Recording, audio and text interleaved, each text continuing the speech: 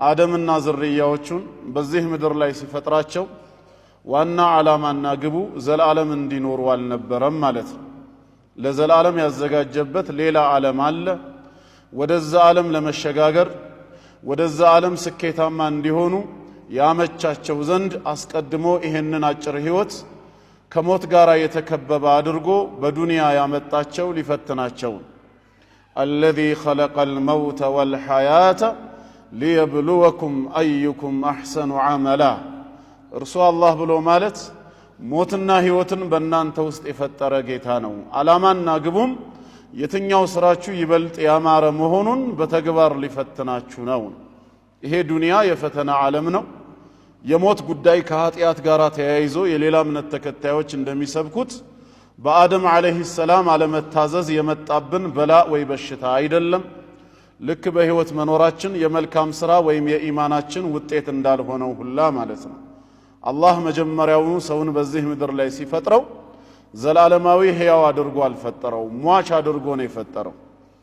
አደም አለይሂ ሰላምን ገና ከመፍጠሩ በፊት ለመላእክት ሲያሳውቃቸው ሲነግራቸው ወኢዝ ቃለ ረቡከ ሊልመላኢከቲ ኢኒ ጃዒሉን ፊል አርድ ኸሊፋ ነው ያለው። በጀነት ውስጥ ሳይሆን ፊል አርድ በዚህ ምድር ላይ ዘላለም ነዋሪ ሳይሆን ኸሊፋ ምትክ፣ አንዱ በሞተ ቁጥር ሌላው ትውልድ እየተተካ የአላህን ሸሪዓ በምድር ላይ ያቆመ ምድርን በአላህ ሸሪዓ የሚያስተዳድር የሆነ ምትክን አድራጊ ነኝ በማለት አላህ አሳውቋቸዋል። ስለዚህ ወደ ዱንያ ስንመጣ ልንፈተን በህግ ግዳጅ ልንሞከር እንጂ ዘላለም ልንኖር አልተፈጠርንም ከመነሻው ማለት ነው። በአደምና ሐዋ አለይሂም ሰላም በእነሱ አለመታዘዝም ሞት የሚባል ነገር አልመጣብንም። ኸይር ሰራንም ሸር ሰራን መሞታችን አይቀርም። ሞት ከዱንያ ዓለም ወደ አኺራ ዓለም መሸጋገሪያ ድልድይ ነው። ዛሬ የዘራነውን ዛሬ የለፋነውን ነገ የምንቀበልበት ሌላ ዘላለማዊ ዓለም አለ። ለዛ ዓለም ነው ለዘላለም የተፈጠር ነው። ስለዚህም የዱንያ ጉዳይ እንዳያታልለን ዋና ከተፈጠርንበት ዓላማ እንዳያስረሳን ነፍስ ሁሉ ሞትን ቀማሽ ናት በማለት ጌታችን ይነግረናል። ያገኘውም ያጣውም ጤነኛውም በሽተኛውም ሰላም ባለበት አየር የሚኖረውም ሆነ በረብሻ በተከበበ ቦታ ያለው አንድ ቀን በሞት መገላገሉ እንደማይቀር ነው የሚነግረን። ሞት ሁሉን ነገር ያስተካክላል ማለት ነው። ዛሬ የዱንያ ህይወት ሁለት ተቃራኒ ነገሮችን በመያዝ ሰዎችን ትፈትናለች። ዛሬ ላይ ማግኘት ካለ ነገ ማጣት ይኖራል ማለት ነው። ዛሬ ጤና ካለ ነገ በህመም በበሽታ መፈተን ይኖራል። ዛሬ ሰላም ካለ ነገ ረብሻ ጦርነት ይከሰታል ማለት ነው። ስለዚህ የዱንያ ህይወት እንደዚሁ ዛሬ ደስተኛ የሆነ ሰው ነገ ሐዘን ቤቱ ይገባል። ዛሬ በህይወት ያለ ሰው ነገ ይሞታል።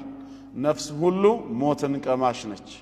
ወኢነማ ትወፈውነ ኡጁረኩም የውመል ቂያማ፣ እያንዳንዳችሁ የሥራችሁ ዋጋ ተሞልቶ የሚሰጣችሁ ይላል። ምንም ሳይጎደልባችሁ በዱንያ ላይ ለሰራችሁ ሥራ ሙሉ የሆነ ዋጋችሁን የምታገኙት የውሙል ቂያማ ብቻ ነው። በምድር ላይ ሐቃቸው ያላግባብ የተወሰደባቸው ደማቸው በከንቱ የፈሰሰ ብዙ ሙእሚኖች ይኖራሉ። በሰው ሐቅ ከሰው በላይ ሆነው የሚኖሩ ብዙ ዛሊሞች በደለኞች ይኖራሉ። ሁሉም የተሟላ ምንዳውን የሚያገኘው የውመል ቂያማ ብቻ ነው። ሙታን ከመቃብር ዓለም በሚቀሰቀሱበት በዕለተ ትንሣኤ ነው። እናም የዛኔ አላህ ለባሮቹ ስራን በተሟላ መልኩ ምንዳን በሚከፍልበት ጊዜ ፈመን ዙሕዚሐ ዐኒ ናሪ ወኡድኺለ አልጀና፣ ከጀሃነም እሳት እንዲርቅ የተደረገ ሰውና በአላህ ረሕመት ጀነት እንዲገባ የተደረገ ሰው ፈቀድ ፋዝ፣ በርግጥም ስኬታማ እድለኛ ሆነ ይላል።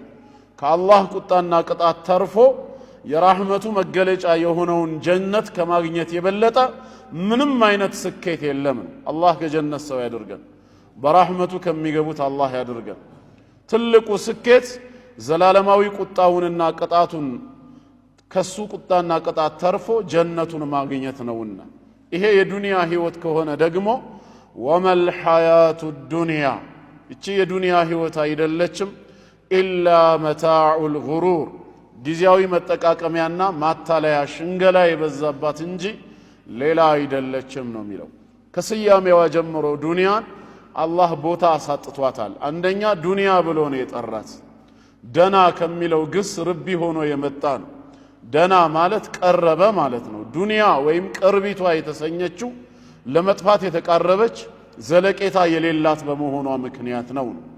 እንደዚሁም ደግሞ በውስጧ ያለውን ጸጋ መታዕ ብሎ ነው አላህ የጠራው። መታዕ የሚባለው ጊዜያዊ የሆነ መጠቃቀሚያ ዘለቄታ የሌለው ነገር ሲሆን ነው። እንደዚሁም አልጉሩር የማይያዝ የማይጨበጥ የሆነ ማታለያና ሽንገላ የበዛበት ዓለም ስለሆነ አልጉሩር ብሎ አላህ ይጠራዋል። ተገኘ ሲባል የሚጠፋ ጠፋ ሲባል የሚመጣ ምንም የማይጨበጥ የለፋላት ሁሉ አያገኝም። ብዙ ያለፋላት ደግሞ በአቋራጭ ጥሶ ወጥቶ የከበረ የሚሆንባት ማጭበርበር የበዛባት ዓለም ነች ማለት ነው። ስለዚህ ትልቁ ዝግጅታችሁ ለአኺራው ህይወት ይሁን ብሎ አላህ እየነገረን ነው። በሌላም ስፍራ በዚሁ ሱረቱ አሊ ኢምራን ቁጥር 133 ላይ ወሳሪዑ ይላል አላህ። በእምነትና በመልካም ስራ ሁላችሁም ተቻኮሉ ተሽቀዳደሙ ይላል። የዛ እምነትና የመልካም ስራ ውጤት መሽቀዳደሙ ወዴት እንዲያደርሰን ኢላ መግፊረት ሚን ረቢኩም ከጌታችሁ ወደ ሆነው ምህረት ይላል። የሱን የኃጢአት ይቅርታ ምህረቱን ለማግኘት በእምነትና በመልካም ስራ ተቻኮሉ። ከምህረቱም ባለፈ ወጀነቲን ጀነቱንም ጭምር ለማግኘት። ይሄ ጀነት ማለት በ100 ካሬ ሜትር ወይ በ200 ሚለካ ሳይሆን ዓርዱሃ ሰማዋቱ ወልአርድ ስፋቷ ከሰማይና ምድር የሰፋ የሆነች ነው የሚለው። ስፋቷ በአንድ ሐዲስ ላይ ረሱል አለይሂ ሰላቱ ወሰላም ለሰውጡ አሐዲኩም ፊል ጀና ይላሉ። ዛሬ ዱንያ ላይ በአምስት ጣታችን የምንይዘው አለንጋ ትንሹ ማለት ነው። ያንዳችሁ አለንጋ በጀነት ላይ የሚይዘው ቦታ አለ። እንግዲህ የአለንጋን ስፋቱን ታውቁታላችሁ። ያ ዱንያ ላይ በእጃችን እንይዘው የነበረው አለንጋ ጀነት ውስጥ እንዲቀመጥ ቢደረግና ከጀነት ስፍራ አለንጋው የያዘው ቦታ ኸይሩ ሚነ ዱንያ ወማ ፊሃ። በዚህ ዓለም ላይ እቺ ዱንያ ከተፈጠረች ጀምሮ ቂያማ እስከምትቆም ድረስ የፈሰሰው ኒዕማና ጸጋ ሁሉ ከሷ ያንሳል። ያቺ የጀነት የአለንጋ ቦታ መታከለዋ የተሻለች ነች ነው ያሉት። ስፋቱ ደግሞ ከሰማይ